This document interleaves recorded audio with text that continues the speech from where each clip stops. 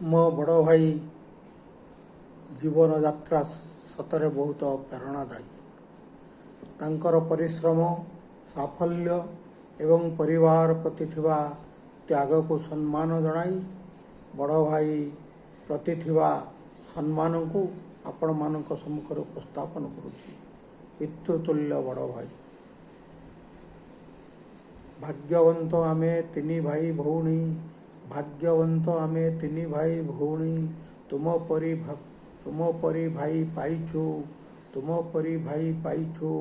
ବାପା ଗଲା ପରେ, ବାପା ମା ଗଲା ପରେ ତୁମରି ଛାଇରେ ଏ ସଂସାରକୁ ଆମେ ଦେଖିଛୁ, ଏ ସଂସାରକୁ ଆମେ ଦେଖିଛୁ। ଭାଗ୍ୟବନ୍ତ ଆମେ ତିନି ଭାଇ ଭଉଣୀ, ତୁମ ପରି ଭାଇ ପାଇଛୁ। ବାପା ମା ଗଲା ପରେ ତୁମରି ଛାଇରେ ଏ ସଂସାରକୁ ଆମେ ଦେଖିଛୁ, ଏ ସଂସାରକୁ ଆମେ ଦେଖିଛୁ। ସପ୍ତମ ଶ୍ରେଣୀରୁ ମେଧାର ଚମକ ଦେଖାଇଲ ବଡ଼ ଭାଇ। ସପ୍ତମ ଶ୍ରେଣୀରୁ ମେଧାର ଚମକ ଦେଖାଇଲେ ବଡ଼ ଭାଇ। NRTS ବୃତ୍ତି ପାଇ ବାଛି ନେଲେ ଭଦ୍ରକ ହାଇସ୍କୁଲରେ ପଢ଼ିବା ପାଇଁ, ଭଦ୍ରକ ହାଇସ୍କୁଲରେ ପଢ଼ିବା ପାଇଁ। ପ୍ରତିଟି ପାହାଚେ ସଫଳତା ପାଇ, ପ୍ରତିଟି ପାହାଚେ ସଫଳତା ପାଇ ଗଲେ ସେ ଆଗକୁ ଧାଇଁ। ପ୍ରତିଟି ପାହାଚେ ସଫଳତା ପାଇ ଗଲେ ସେ ଆଗକୁ ଧାଇଁ। ଏକାଦଶ ଶ୍ରେଣୀ ଆଉ ଇଣ୍ଟରମିଡ଼ିଏଟ୍ ସାଇନ୍ସରେ ରଖିଲେ ଉଚ୍ଚ ସମ୍ମାନ। ଏକାଦଶ ଶ୍ରେଣୀ ଆଉ ଇଣ୍ଟରମିଡ଼ିଏଟ୍ ସାଇନ୍ସରେ ରଖିଲେ ଉଚ୍ଚ ସମ୍ମାନ।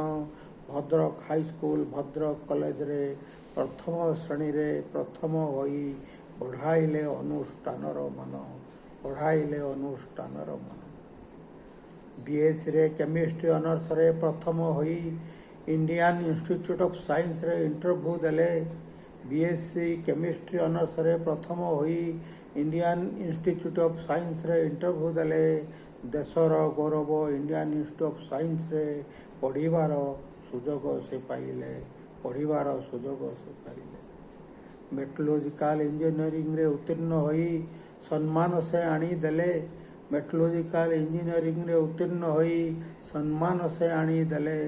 ନାଲ୍କୋରେ ଫାଷ୍ଟ ବେଚ୍ରେ ଗ୍ରାଜୁଏଟ୍ ଇଞ୍ଜିନିୟର ହୋଇ ନୂଆ ଜୀବନ ଗଢ଼ିଲେ, ନୂଆ ଜୀବନ ଗଢ଼ିଲେ। ଦୀର୍ଘ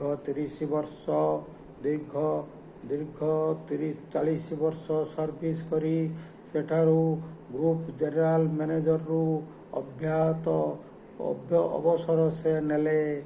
ନାଲ୍କୋର ଫାଷ୍ଟ ବେଚ୍ରେ ଗ୍ରାଜୁଏଟ୍ ଇଞ୍ଜିନିୟର ହୋଇ ନୂଆ ଜୀବନ ସେ ଗଢ଼ିଥିଲେ, ନୂଆ ଜୀବନ ସେ ଗଢ଼ିଥିଲେ। ବାପା ଗଲା ପରେ ଆମ ସଂସାରରେ, ବାପା ଗଲା ପରେ ଆମ ସଂସାରରେ ସେ ଆମ ପିତୃତୁଲ୍ୟ। ତାଙ୍କରି ସ୍ନେହ ଆଶିଷର ଜଗତେ ନାହିଁ ତ ମୂଲ୍ୟ, ଜଗତେ ନାହିଁ ତ ମୂଲ୍ୟ। ପିତୃତୁଲ୍ୟ ବଡ଼ ଭାଇ।